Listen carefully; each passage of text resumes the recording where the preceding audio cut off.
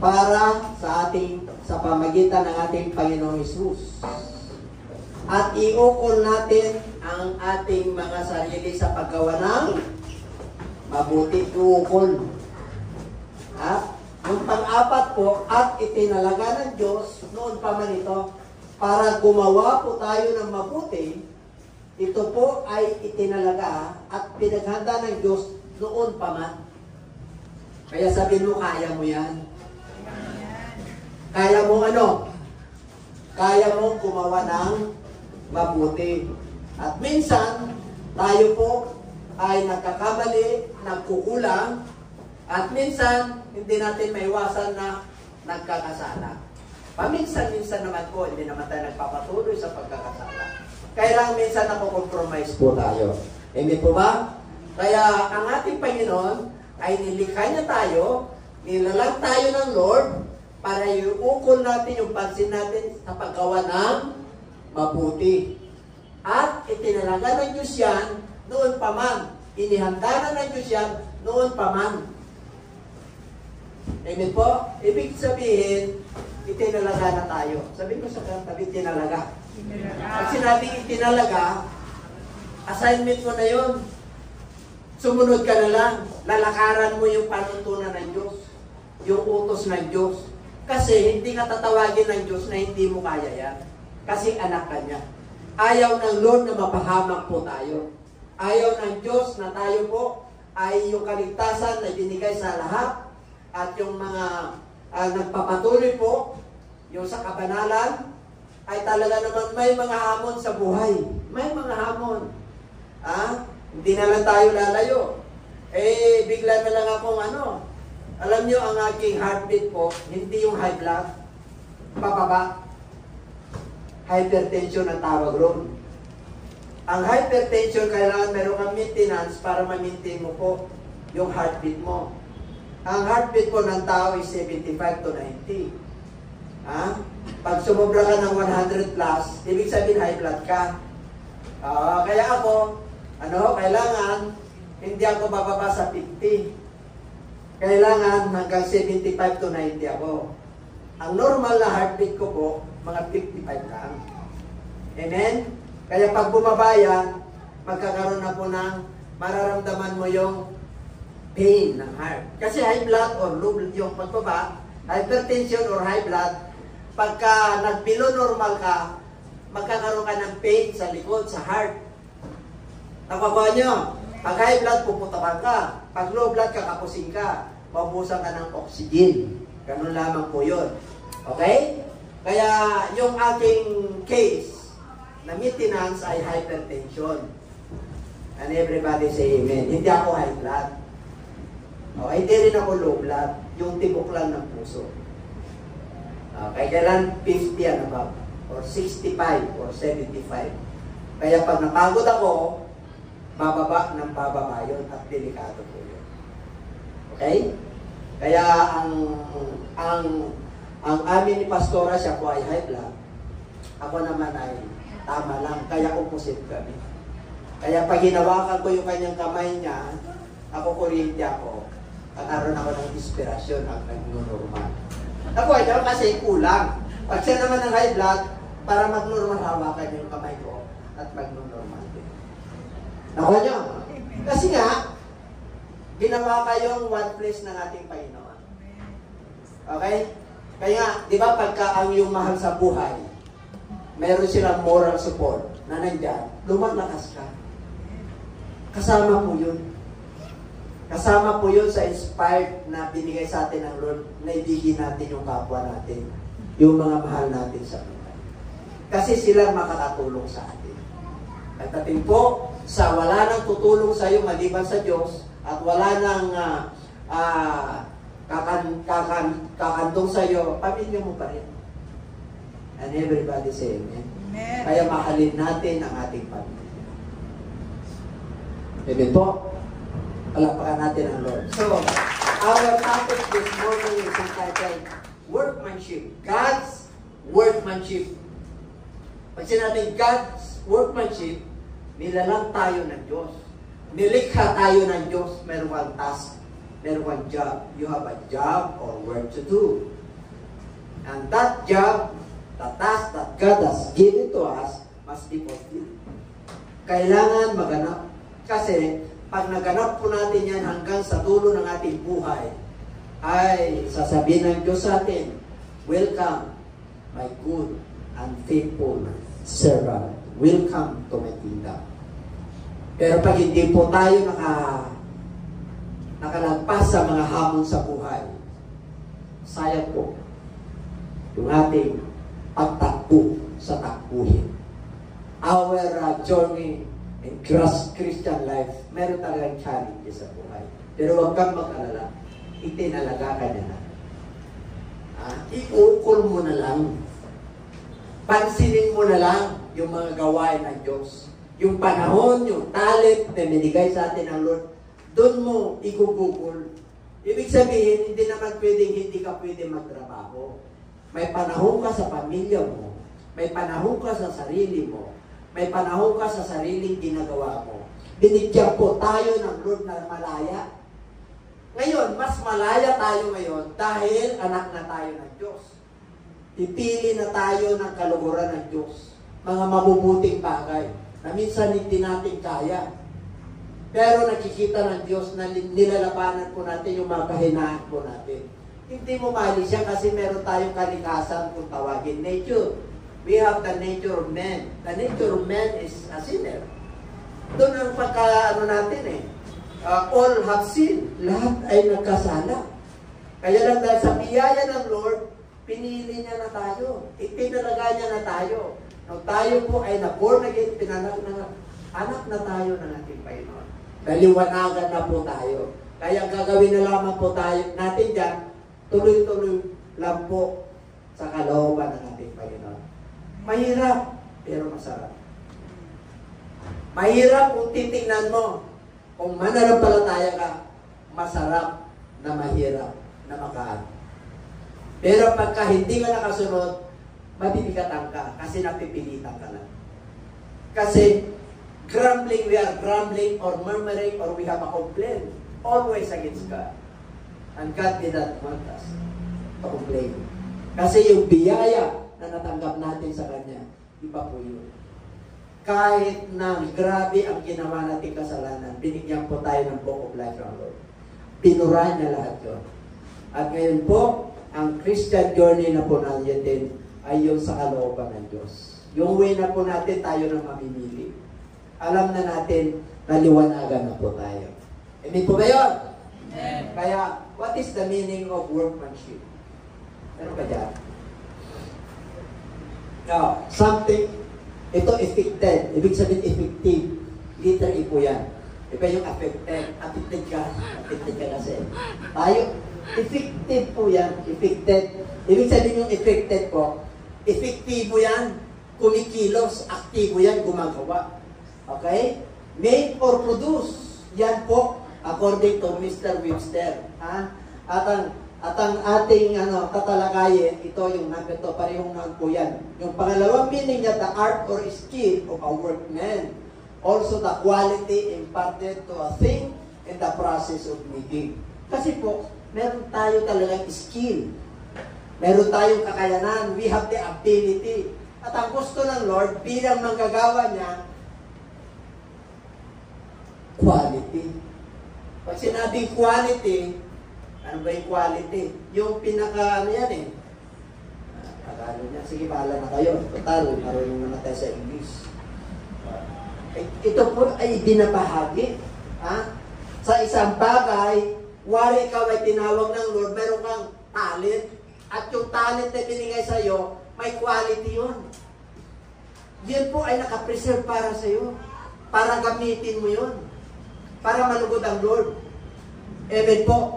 Sa una nahihirapan ka, pero hanggang makultivate mo yan at may exercise, hanggang yung talent na yan ay mapakinabangan ng Diyos. Para pag kung ikaw po ay ginagamit na at nagpapatotoo, wari ang talent mo po sa mga workmanship, yung mga skills, yung mga paggawa, pagkumpuni. O, tingnan natin sa templo para makuha nyo. May mga, sa templo po, ito, may furniture yan. Okay, ma'am. And I have filled with him the Spirit of God in wisdom, in understanding, in knowledge, and in all manner of workmanship. Okay? In cutting jewels, for sitting, in carving wood, and to work in all manner of workmanship. Okay. Meron pa ba? Ayun. Alam nyo, ang ating, yung mga anak ng Diyos, galing po sila sa Egypt. Tama? Itong tabernakulo na ito, namumove, parang tent po yan. Ang sukat po niyan ay 23 by, kung hindi ako nagkakamali, 23 by 46. Ang lapad niyan, 23 meters by 46. Mga 1,000 square meters, 56 something. Alam niyo na yan. Pero kaya yung bang bahay na lote na 1,056 square meters, ganun kalaki lang po yan. Ha? Ngayon po, namili ang Lord ng tribes of Judah at tribes of Dan ang gagawa. Skills yan ng mga ginto. Kasi ito po, ito yung una yan, yung brazen altar. Pag sila pumapasok po dyan, naghuhugas po sila niyan. Naghugas sila. Tapos ito po, may mga kandeleryo po yan. Hindi sila makapasok rito kasi holy of the holies ito. 12 tribo yan. Minor, yung north po, yung mga lahi ni Ruben at saka yung lahi ni Judah. 12 tribo po yan. Pansinin nyo, di ba, square po yan. Apat na corner po yan. Tama? Di ba? Apat. Ang nangunguna dito yung mga Levita. Kasi sila yung ng templo. Ang tagagawa ng mga gold na nilagay sa tabernakulo, kung ano yung sukat ng tabernakulo, at ilagay yung tanso, yung silver, gold, and brass. Ano yung tanso? Pila. Lahat yun, pinuspos sila ng Lord, may skills po sila. Pinagkalooban sila ng karunungan kung paano nila hulmahin yun.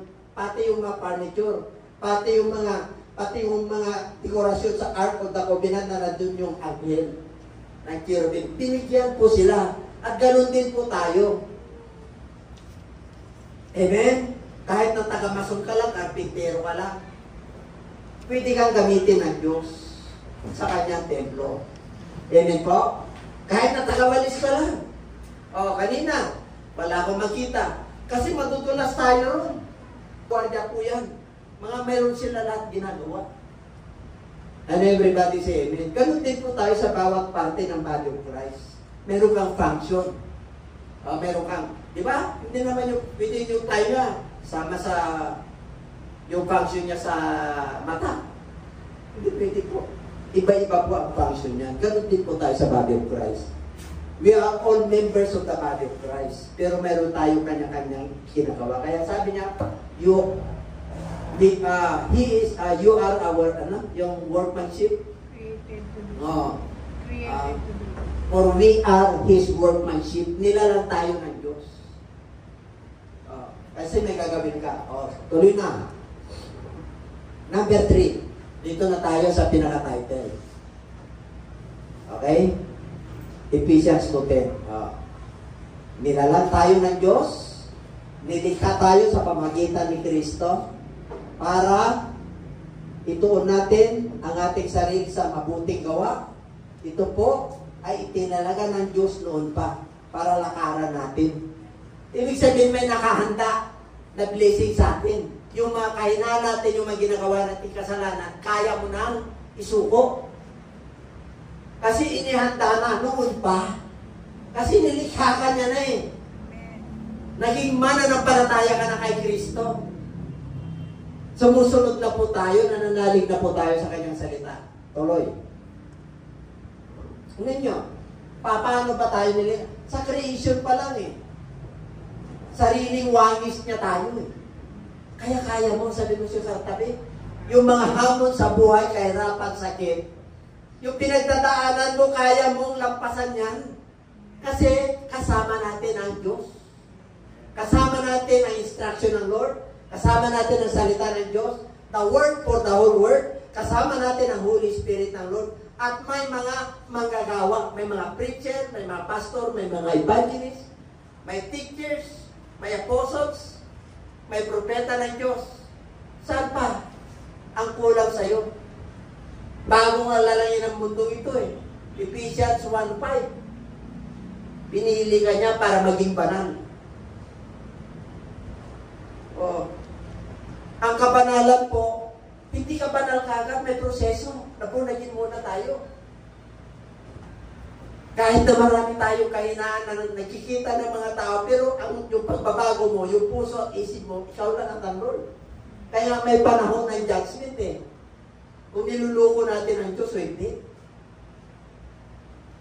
Kaya tingnan niyo yung mga preacher. Ang gagaling, di ba? Pero pagka gumagawa ka naman sa mailaladlad ng Diyos yan, hindi mo pwedeng itago yan. Mapapahiya ka talaga. And everybody say amen. Marami na po preacher, hindi na sa Pilipinas, buong mundo. Kaya kapag preacher ka na maingat, talagang ano ka, marami kang pagdadaanan. Walang exempted ka. Kadalasan po, pag preacher, pagpapala, pinagpala talaga yan. Pera, kahit ako, pinagpala na tayo, kahit ganito tayo. Hindi na, kahit na paano, may pang-emergency ka, hindi ka na mag-alala bukas. Bakit? Hindi lang ako, tayong lahat. Ayon sa iyong kakayanan. May measure of faith yan eh. Depende yan sa pagsunod mo. Amen? Kasi pag sumunod ka talaga na may katapatan na pinaglalabanan mo yung kainan mo, alam ng Diyos yun. Alam ng Diyos na ayaw mo gawin, pero nagagawa mo dahil hindi mo pa kaya. Pero tuloy-tuloy ka, alam ng Diyos yan. At alam din ng Diyos, pag ikaw ay worker ng Lord, na nagsisinungaling ka. Tingnan mo mga preacher, tinatanggal sila ng Lord sa gabay ng Diyos. Kasi akala nila, nung naging preacher na, magaling na, pinagpala na, ang dami na silang alam, anong gagawin? Babalik sa dati? Mataas. Ano sabi ng Lord? Ang nagmamataas ay iba-iba. Pagsinungaling lang yung preacher dahil sa yaman sa mundo ito? Hindi ah. Nilinis ka na nga. Pinatawad ka na nga. Binayaran na nga yung utang natin. Magbayad ka naman sa utang. Yung utang. Ano yung utang mo? Hindi ka nagpapatawad, utang mo yun. Magpatawad ka para makabayad ka. Amen? Ano bang utang natin? Ang dami. Pera, pinatawad ka ng pinakakatawan mo. Naintindihan ka. Hanggang ngayon, di ka sinisingil. Di ba? Ang dami provision ng Lord. Ang dami na tayo nakalimutan. Nakalimutan na ngayon ang pautang sa atin na may utang tayo. Pinalimot na. Literal ito ah. Kasi biblical po yun. And everybody say amen. Masakit kung hindi ka nagbabayad. Pero pag nagbabayad ka, natatanggap mo. Pag hindi ka nagbabayad ng mananampalataya, masakit. Ang gawin mo, Lord, paalala mo, nangusap ka. Balikan ko yun. Tingnan nyo pag binalikan nyo. Papagpalain kayo lalo. Pag una nagbayad ng utang. Utang natin dito sa mundong ito, yung utang natin na kasalanan ni Adan at saka si Eva, binayaran ni Lord eh. Kasama tayo ron eh. Yun yung Details for Christ sa online natin ng San Taylor Building. Manood kayo mga viewers. Talapakan natin ang Lord.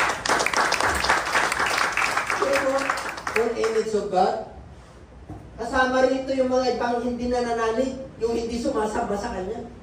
Kasama lahat yun. Pero mapalat tayo. Bakit? We are justified by faith. Pinapanan tayo ng Diyos.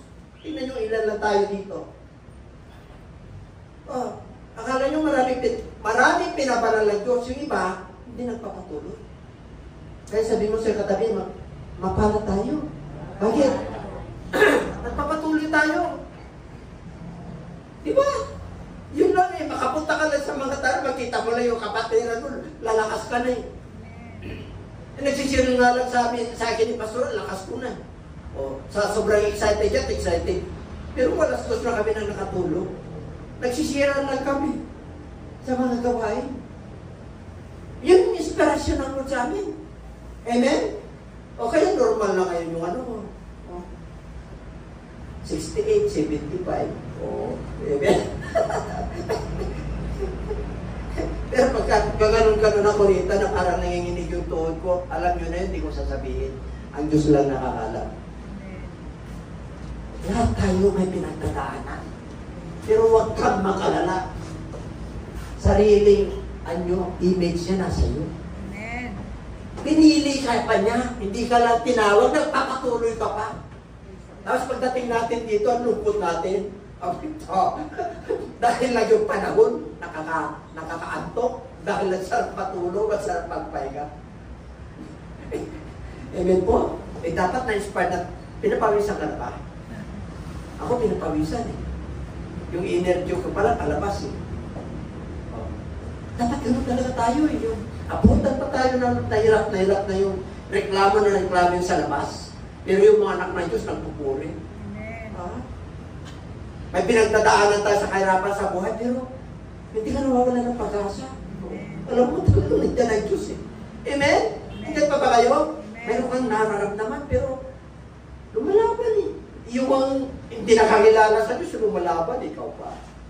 Pero kung pinalaga ka niya, ikul mo na lang yung pansin mo sa mabubuting gawa.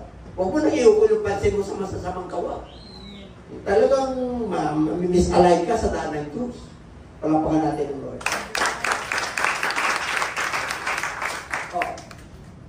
Pakibasa.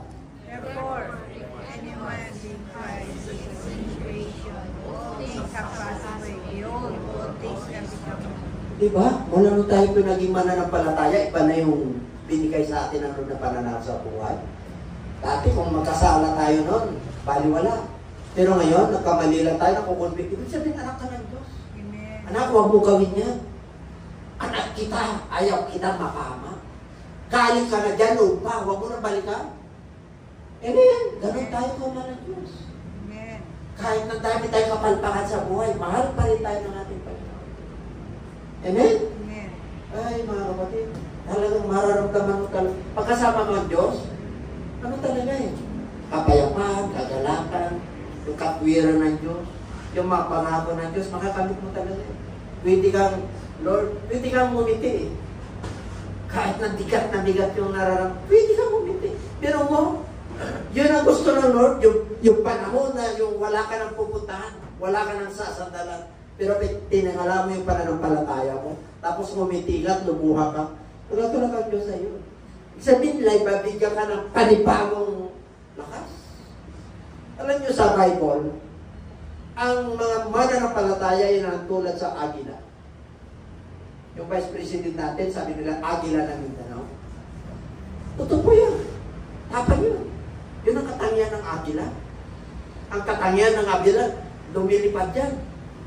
Amen po? Yung problema at bagyo sa buhay, lalampasan niya yun. Ano yung lalampasan niya? Yung salita ng Diyos at yung Holy Spirit ang magtataglay sa kanya para lumibil up siya sa kabila ng mga bagyo sa buhay.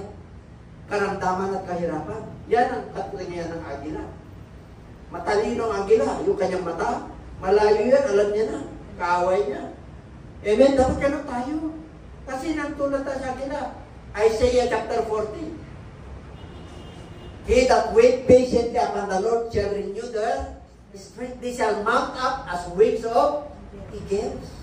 Sila ay nagsusura. Hindi sila natatakot. Lipat sila ng lipat. Yung mga anak ng Diyos, wala lang pero hindi na makalipat eh. Nandun na sa kumot at saka na. Kaya dyan na lang tayo na galaw-galaw na pa dyan para hindi ka magkasakit. Amen? Yung ayaw, yung iba problema na tabunan ng problema, sakit, karamdaman, kahirapan. Dito na lang po, itayin mo na lang. Papa, hindi ka agila. Amen po, parang nagsisip na nato na, amen. Ano pa katangian ng mananampalataya? Layon.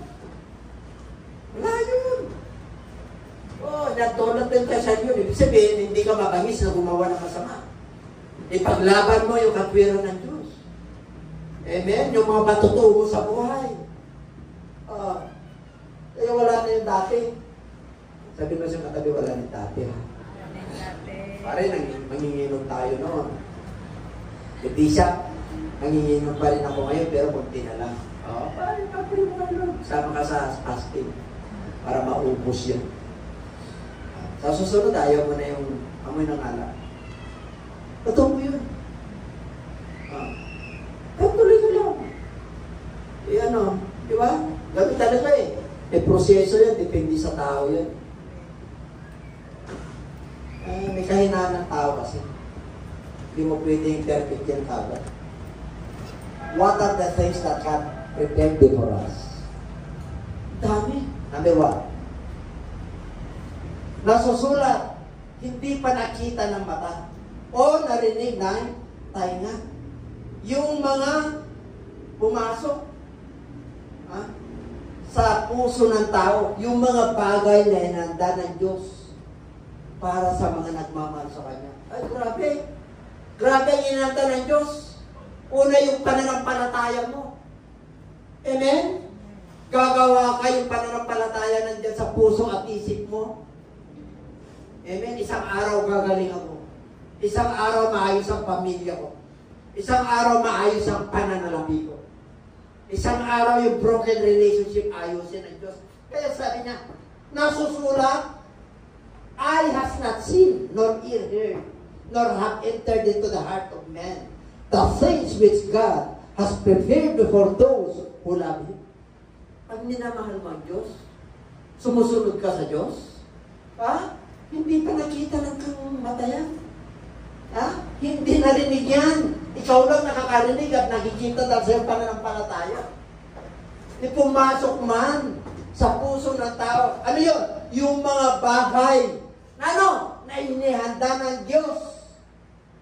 Itinalaga ng Diyos para kanino? Sa mga nagmamahal sa Kanya. Kaya the greatest and foremost commandment of God is, Hear, O Israel, love God above all. Mahalin mo ang Diyos higit sa lahat.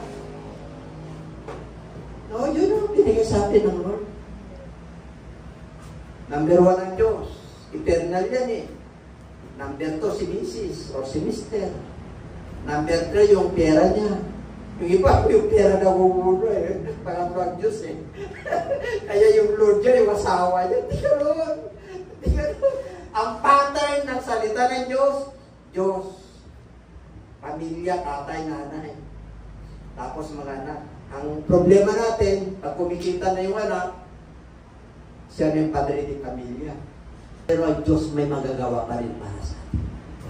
Tatandaan niyo po yan sa relationship, sa kabuhayan, sa kapayapaan at kagalakan. Ang Diyos lang ang pwede mag-provide niya sa atin. Pag-asa ng mundong ito, ang pag-ibig ng mundong ito, matabang na. Pero nandito po tayo. Kang mag-alala, makita ka lang ng pamilya mo, hindi na matabang yan, na-inspire na siya. Ikaw pang leader eh. Tayo ikaw leader. Pagkabag tayo bakit ka leader? Kasi may nakita sa iyo na gumawa ng mabuti at nararamdaman din nila yun. Kaya pagka tinalaga ka na leader, ay ako yung pinakamahirap. Nalala niyo sino ba yung propeta ng Diyos sa Old Testament? Si Gipti ba yun o si yung isa? Pinakalis yun sa tribe, pero pinili siya ng Lord. Bakit ako yung pinipili? Yung tribe namin, pinakamaliit.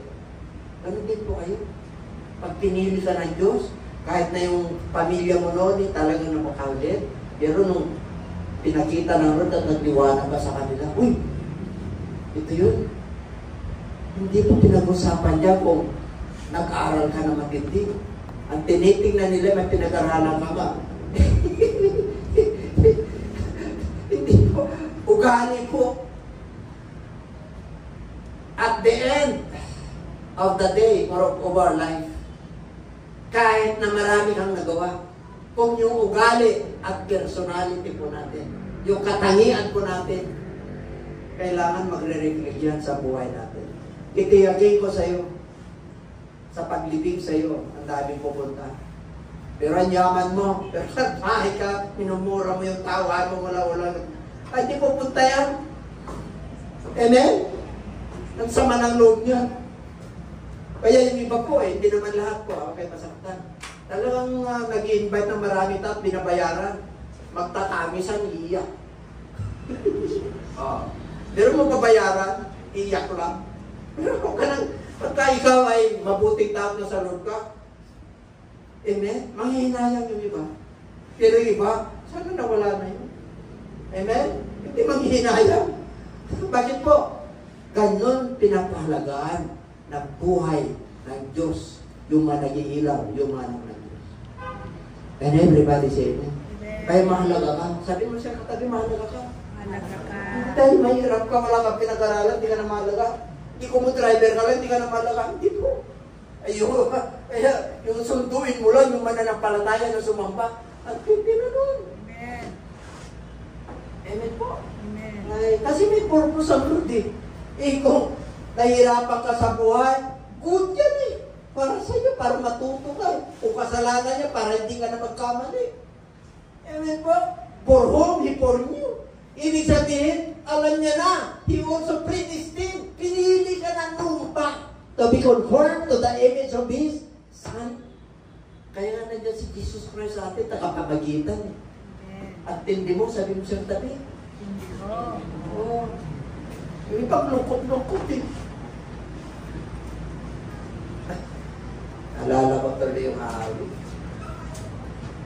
Hindi ko naawit eh. Makatatagal tayo. Kasi pag umawit ako na muna, minsan tinatapos ko eh. Pero mo, that He might be the first born among many brethren. Siya yung panganay sa lahat. Ibig sabihin, tayo po, anak niya, yung naranasan niya, mararanasan din natin. Halimbawa, ako may sakit. Bishop, hindi ko sinasabi masakit ako. Pag-pray mo ako, may sakit ako. Tinapipray ko sila gumagano. Hindi naman ako pwede mag-reklamo kayo. Ba't sila kumalimod ako ito? E pakialam mo, kaya gusto ko sa iyo. Para tumibay rin. Kaya bishop ka eh. Lulunin mo lahat yung sakit nila. Pwede ka nun eh. Nandiyan pa ba kayo? Ilan ang high blood dyan, lulunin mo lahat yun. Kasi bishop ka eh. Kasi tinapos ko na yan eh. Amen? May magagawa ka ba? Sino high blood dito? Tasang mamay. Ulang ako eh. Nilulukit ko yun para normal ako. Diyan pa ba kayo? Ganun lang yun. Hindi. Parang di ka na. Palapakan nga natin. Kaya nyo mga kapatid, tapos ko po. Kasi, tapusin na natin.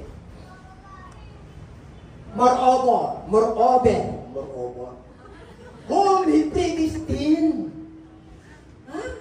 Pero mo, bago pa, nakadestino ka na sa Kanya. Ang problema, nasa kamay ka na ng Diyos, inukit ka na niya sa kamay niya. Abay, lumalagpas ka. Tumatalon ka. Papunta sa kamay ng demonyo. Sa kamay ng mundo ito. Sa kamay ng sarili mo. Hindi ganun yun. Amen? Marami kang tatakbuhan sa mundo ito eh. Mundo ito, the lust of the flesh, the lust of the eyes, the pride of life, pride. At saka yung love of this world. Marami. Yung pupunta natin na liwanag, isa lang.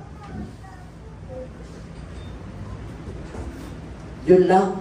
Lahat ng mga demonitos doon, isa lang. Yung Diyos natin. Amen? Kaya tindi mo. Pero mo, predestined, tinalaga ka na, gumawa ng mabuti. Noon pa, tinawag ka na, He called this, He also justified. Pinapalang tayo. Pinatawad niya tayo. Pinagkala niya na tayo. At hindi ng pananampalataya na natin. Pag may sakit ka, tinatawag mo na siya. Dati pag may sakit ka, doktor ka agad. Nag-alala ka na agad kung wala kang maintenance. Pero mula nung tayo naging mananampalataya, hindi ka na nag-alala. Kahit na naubos yung maintenance mo, sa Diyos ka na nagtitiwala. And whom He justified this, who also glorified, nalulugod ang Diyos sa ginagawa natin. Bakit? Lumalaban ka eh. We wrestle not against flesh and blood, but against principalities. Ang kaaway natin, spiritual warfare ang tawag ko. What then shall we say these things? Anong masasabi natin yung mga bagay na ganito? If God is for us, who can be against us? Kung kakampi natin ang Diyos, kung sumusunod tayo sa Diyos, sino ang laban sa atin? Kahirapan? Sakit? Broken family? Broken relationship? Ano pa? Sabihin nyo na. Wala kang negosyo, wala kang kabuhayan, kumakain ka. Ilang taong ka nang walang trabaho, kumakain ka. May ginagamit ang Diyos. Pag nasa Diyos ka, at sumusunod ka, nalulugod ang Diyos sa'yo. Pag nalugod ang Diyos sa'yo, talaga naman. Wala kang ayuda, wala kang ayuda, wala kang natatanggap, pero may kagalakan ka at kumakain ka. Balita kabi-kabila, magulo, pero may kapayapaan. 16:33 ng Book of John. In this world there is tribulation, but be of good cheer. I overcome the world. I will give you my peace. That's it, the Lord Jesus Christ. Ibibigay ko ang kapayapaan sa iyo. Hindi yung kapayapaan na nagbumula sa mundo ito. Kapayapaan na nagbumula sa Diyos. Kasi ang kapayapaan sa mundo ito, pansamantala lamang. Amen? Pag may pera ka, pansamantala lamang. Pag pinintulutan ng Lord nang wala kang pera, titingnan mo kung payapa ka pa. Pansamantala lamang kung good relationship kayo. Pag pinintulutan ng Lord na matitinag yung relationship ninyo, okay. Diyan mo na kailangan ng Diyos. Diyan ka na sumantag sa mga pangako ng Diyos. Diyan mo makikita ngayon. God will demonstrate His power. You are His workmanship. Created by God. Nilalang ka, nilikha ka ng Diyos. Para ano? Gumawa. Ituon mo yung sarili mo sa paggawa ng mabuti. Kasi itinalaganan ng Diyos ito nung una pa. Kaya pinagpala ka na. And everybody say amen. Amen. Purihin na Diyos. Meron pa ba? Serving God with gladness. What do you mean? Obeying His will. Alam nyo? Magtatapos na tayo. Sino gusto maging worker ng Lord? Sige, tasak pa nga. Dapat worker tayo lahat eh. Yung iba, siguro ang worker kagaya ni Bishop. Hindi po. Ang worker ng Lord may ginagawa sa iglesia ng Diyos. Pag dumating ka rito, uy, marumi yun. Kahit na hindi ka nautusan, may basahan ba kayo? O yung basura doon. Nakita nyo na kang basura. Nandun lang. Pakailang linggo yan, nandun pa rin. Hindi ganun yun. Ang iglesia ng Lord, nandun ka pa lang sa gate, alam mo na. Amen? Kasi ang templo ng Diyos malinis. Eh yung ang bahay natin, nililinis natin. Yung templo pa kaya ng Diyos? Ano pa literal na templo yun? Eh yung templo nito, malinis ba? Yung katawan natin? Mananampalataya na po tayo, huwag mo nang lagyan ng kasalanan niya. And everybody say amen. Yung maliit na organ, huwag mo nang lalagyan ng kasinungalingan niya. Ginagamit natin yan sa pagpupuri. Medyo mabigat. Kasi po, workmanship tayo ng Lord. Nilalang tayo, delikha tayo ng Diyos. Kaya huwag kayo masaktan para sa atin lahat. Alam niyo? Sino ang gusto maging worker ng Lord? Taso rin. Okay. Meron akong kwento. Kung part kayo ng fivefold ministry, meron kang talent sa teaching, evangelist, the office of the prophets, office of the apostles, and the pastor. Makinig kayo. Ito, nakwento ko na yun sa inyo to. Amen po. Meron bang kabayo sa Bible? Meron? Huwag kayong magtiwala sa mga sasakyang kabayo. Sa Book of Psalms, yung mga yaman, yung machariot. Pero ito ang example na hindi ito. Amen po. Alam nyo, ang katangian ng kabayo, ano yan? Ang naman yan, ginagamit talaga yan sa sasakyan. Amen po. Sa disyerto, ginagamit kamilyo. Hindi pwedeng kabayo ron. Kaya disyerto yun. Amen po. May kanya-kanyang disenyo ba? Ganun din po tayo bilang mananampalataya. Okay? Itong kabayo na to, kung saan ka man sa ministry, merong paligsahan ito. Gusto niyo yung contest na may reward? Tingnan niyo na yung sarili niyo kung saan kayo. Meron isang manggagawa bago tayo magkabayo para makita niya. Nakikita niya, sabi niya, napanaginipan niya, ito kwento lang. Napanaginipan niya, narinig ko lang. Nakalagay daw sa clouds, PC. Philippines Constabulary. Kaya ako, dahil siya manggagawa ng Diyos, preach Christ. Diba? Preach Christ. Pumunta po siya sa, humayo! Taka ba naman kainitan niya, dumating yung hamon sa buhay. Problema sa buhay. Nagreklamo siya. Ang ginawa niya, naging pagbubukid na lang. Kaya yung bantang huli ng buhay niya, flat kamote na lang. Tawa niya? Sino gusto ng gano'n? Hindi, ayaw natin. Amen? Totoo yun, preach Christ. Kaya lang, hindi siya nakapasa sa mga pagsubok sa kanya. Kaya, ang bantang huli ng kanyang buhay ay PC. Plan kamote. Gusto nyo ba? Ito, yung kabayo. Sino nang nakaparinig na yung kwento na yung kabayo tas ang kamay? Narinig nyo na, hindi ko nagkukwento.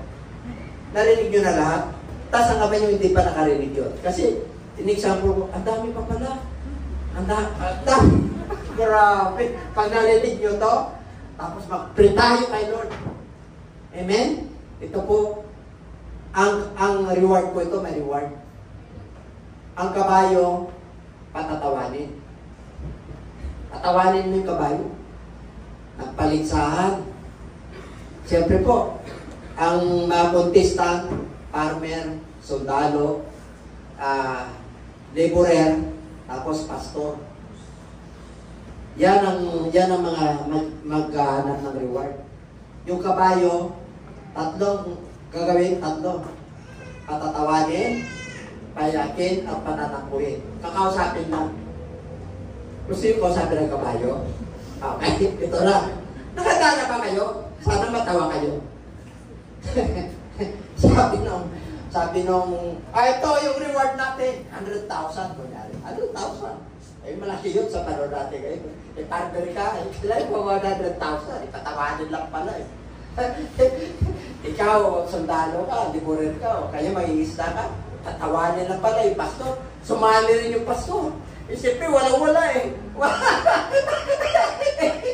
walang-wala tama-tama lang Siyempre, ano ba, 100,000 din yun Amen? Sino gusto sumali ng gano'n? Ito na. Ito yung first natin. 100,000.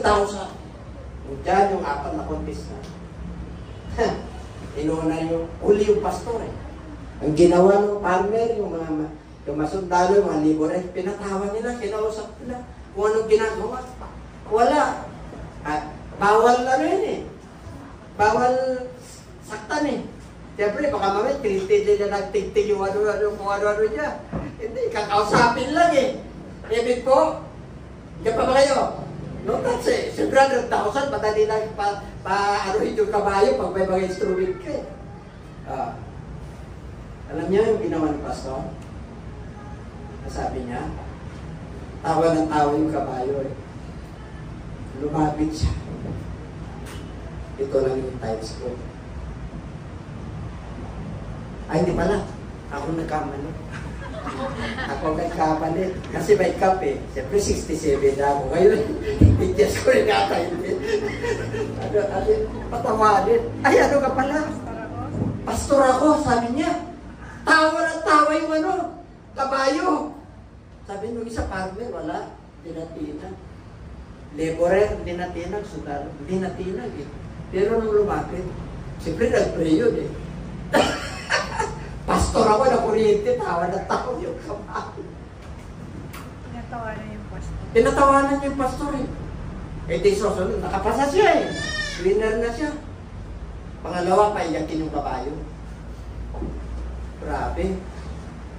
Wala silang nagawa. Kahit na nung drama nila, hindi umayak yung kabayo. Pero yung pastor, dahil manalangin sa kayo, siyempre kanya rin yung kabayo. Ito lang yung type sa offering ko. Iyak nang iyak yung kabayo. Iyak nang iyak yung kabayo. Kasi sabi niya, taawa rin yung kabayo sa kanya. Kasi ito na yung type sa offering ko. Iyak nang iyak yung kabayo ngayon. Amen? Pangalawa na, binirti ko lang ito. 100,000, grabe. Pero nagpipre pa rin yung pastor. Palalayasin ngayon yung kabayo. Patatakbuhin para lumayas. Wala nagawa yung tatlo. Pero yung pastor, ang sabi niya sa kabayo, gusto mo bang maging pastor? Tumakbo yung kabayo! Sino kayo na gusto maging pastor? Sige nga! Ha? Dami mo, mananong pala tayong tumatakbo sa gawain ng Diyos. Natawa ba kayo? Reality po yun. Saan pa kami tatakbo? Pag walang wala. Pag umutang ko, mababalitan ng kapatiran. Parang kaaway. Kapag pinagpala ka naman, ay inubos ng types ito. Parang ang dami. Grabe! Wala na bang karapatan ng pastor na pagpalain siya ng Diyos? Alam niyo sa Pilipinas, pag nakita na yung pastor na yumaman, inisip nila, sila nagbigay. Hindi, ang Diyos ang nagbigay, ginamit lang yung mga tupa. Amen? At pag binigay nyo na yan, salot na yan, papagpalain din kayo ng Diyos. Huwag ang pastor nagkulang at nagkamali, mananagot siya sa Diyos. And everybody say amen. Amen. Eh, yung iba, ayaw nila eh. Sa ibang bansa, dahil mayaman sila, ang pastor doon may mga part-time. Eh dito, ang tingin ng pastor, hindi naman lahat. Pag pinagpala ka na, para yung, hindi ganun po yun. Meron talaga pastor na talagang full-time, may part-time. Ako, full-time na ako ngayon. Bakit? Eh, na-establish na yung kabuhayan eh. Tawag na lang ako sa kliyente ko eh. Amen? Tawag na lang. Hindi na ako mag-alok na ngayon ng panahon yun. Yun yung aming project dyan. Ano? Hindi na gano'n. Tapos na ako roon. May mga tao nang darating sa akin na, Bishop, meron ka bang ganito? Kung hindi ko kaya, bibigay ko doon sa kumpanya. Pinintulutan na may kumpanya na po kami. Masama ba ito? Masama ba na yung pastor nyo? Magandang sasakyan? Amen? Yung bang mas maganda pa sa sasakyan nyo? Masama ba yun? Hindi wala yung church, nagkaroon ng helicopter. Ang yaman ng pastor namin, hindi ang yaman Diyos namin. Alam niyo ba, yun ang pangarap ko? Para pagpunta ko sa Cebu, mangaral ako sa Bohol, sa Mindanao, naka-helicopter ako. Gusto niyo ba yun? Amen. O yung iba, ayaw. May pangalan yun, GC, kulay red, malaki. Jesus Christ, love God above all. Pag nakita nila yun, ay si Bishop Domingo yun ah. Amen? Bakit? Alam nila, GCLGE, Jesus Christ Love God, above all. Tumingo, ay nandun na, papunta sa Mindanao yun. Ay, ang daming mga ano doon. Ang daming kaaway doon. Pag-pray natin si Bishop. Amen? Yung iba, sana makross. yung mga galit, yung mga engineero, meron talaga eh. Nasa Bible. Tatanggitin ko ka. Hello, papunta yung GCLJ yan. Iharap niyo yung, yung pasukan niyo. Bago niya ihanda yung pasukan niya, napasukan na siya ng Lord. Bakit? Sumusunod ka sa Diyos eh. Nasa Lord ka, may mission ka eh. Masama ba yun? O pinintulutan ng Lord na meron kang helicopter? Masama ba yun kung meron tayong templo na pagdodawsan ng 5,000? Sama ba yun? Amen po? At nung pinintulutan ng Lord na bawat lalawigan o probinsya, merong GCLGA na pupuntahan ng mga tao ron. Amen po? Pangarap ko talaga yun. Alam niyo, pangarap ko nung una ko rito, lahat kayo magkaroon ng sasakyan. Kasama may sasakyan. Kasama yung bike, kasama yung motor, kasama yung tricycle, kasama yung kotse. Yun ngayon, yung sasakyan, taas ang kamay. O bakit pa sasakyan yung iba? Wala pamilya nyo, yung tatay nyo may sasakyan. Di ba sasakyan nyo na rin yun? Ulitin ko, nasa kamay. Hindi tayo nakakaintindihan. Hindi na lahat kayo meron na. Ay mga kapatid, pinagpala. Natupad yung pangarap ko. May 17 iglesia yan. 50% yung may mga sasakyan na eh. Nung pumunta ako rito, 2 sasakyan ko eh. Bandang huli, naglakad na ako eh. Bakit po? I never regret because I invest. Ang sarap kaya mangarap, libre. Tapos kasama mo ang Diyos, tutuparin niya talaga. Okay, tayo po natin tumayo. Hallelujah, praise the Lord.